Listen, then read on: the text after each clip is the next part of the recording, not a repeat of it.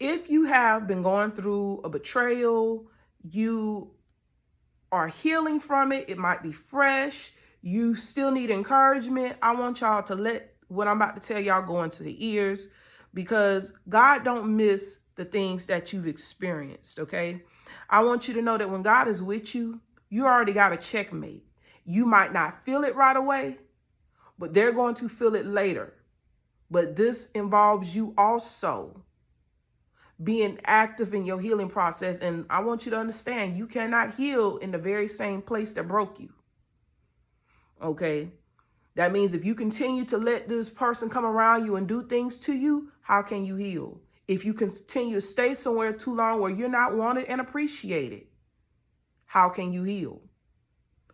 So if you have ended things with this person, and this is, I'm not talking about just in a romantic relationship, any connection where you felt betrayed, family, so-called friends, whoever, okay? I want you to hear this, because when you are a person that belongs to God, people see stuff with you, and for that reason, they attach to you. They're attached to you because they want to siphon your blessings. They played humble at first before they got comfortable. They knew that you are a kind-hearted soul. So they also know that you would do everything that you could to support them. You would even give them your all to your best capacity, or your all was in reason, and it was never good enough. In fact, they took what you gave them and then they pressed you for more. And then after giving access to them, you gave them access to your life, they became entitled, and they felt like whatever you got belonged to them too, because they affiliated with you. And you know this, all right? You know this whenever they come to you, when they find out you blessed for something. I'm not always talking about in terms of money. It's other ways you can be blessed. But when they come to you before you can offer them, they would already push you into giving them something, because they find out about you being blessed, your elevation, or whatever it is that they're connecting to you for. So they will come to you before you can offer it to them. They resent you because the blessing they want, they cannot obtain on their own. And to really get what they're looking for, they feel that they have to go through you. And it could be that that blessing is not for them because they're not ready for it, or they don't have the discipline that it takes to maintain that blessing or to secure that blessing. And so they resent you because you are the recipient of that blessing. Okay? And the thing is, you can even give them the blueprint, and they can't access that blessing the way that you did. So they resent you for that. They're mad at you about that. They're low-key mad at you about that. And so what they thought they was going to do, they thought they was going to play in your face while you're blessed and you're dealing with them from a genuine place. You want a good friend, and you might even think they are a good friend. And all the while in their heart, they got malice against you. While you're willing to go out your way for them, they got malice against you. Some people have the nerve, okay? And they will play in your face, especially when they think they don't need you anymore, and they will use you and refuse you while betraying you too.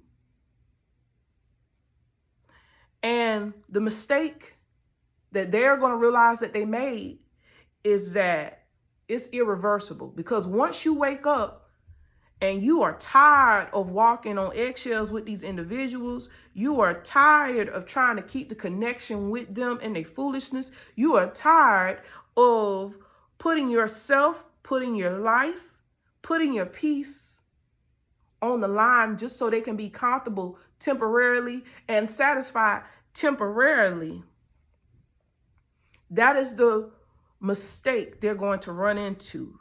Then you realize that you cannot win with some people no matter how hard you try. You begin to put your peace first concerning them when you saw that you wasn't winning, putting it last. Then you started to become focused and then transformed into a version of yourself that would have never allowed them into your life in the first place or ever again.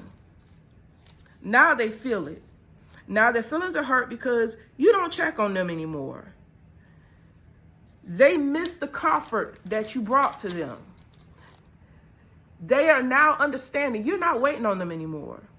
They miss how you had their back while they were stabbing you in yours. They miss the blessings that came with you. They tried to take the blessings from you and replicate it with someone else, somewhere else. But they realized they couldn't, because your blessings are non-transferable. Even if it felt like they got away with it, they don't have what it takes to sustain it. And now your absence is a permanent reminder of what they will never experience again with you. And one lesson that you should learn from this is that if they do not come to resolve a problem in your life, they're going to bring one. And these are the types that you should not attach yourself to permanently. Okay? These are not the types you should become overly invested with.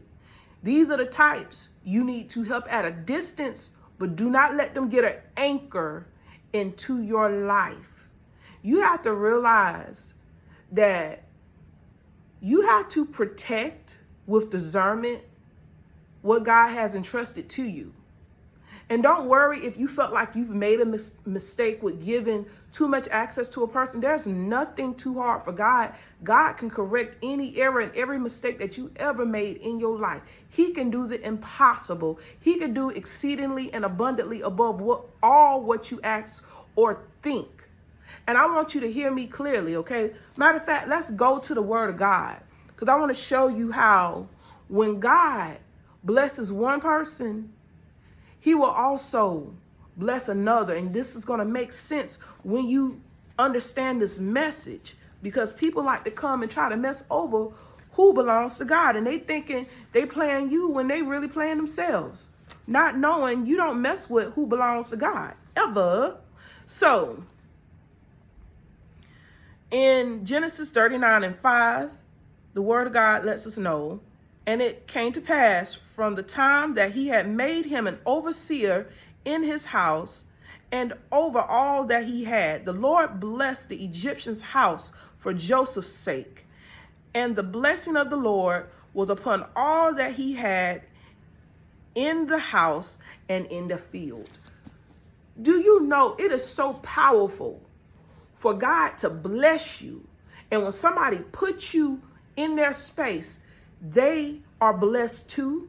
But there are some people, they come at you with the mentality that they're going to use you and refuse you and walk away with the blessings. There are people that come to you with the mentality that they're going to siphon what they can get out you and walk away with what God has multiplied with you.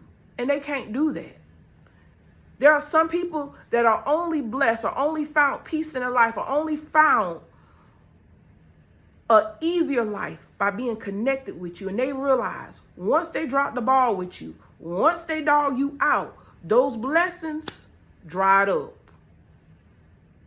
Even if it looked like for a minute what you set them up for when y'all was in that relationship, when God was blessing you through, God was blessing them through you, and they felt like things weren't going to change and they dogged you out, that stuff dried up.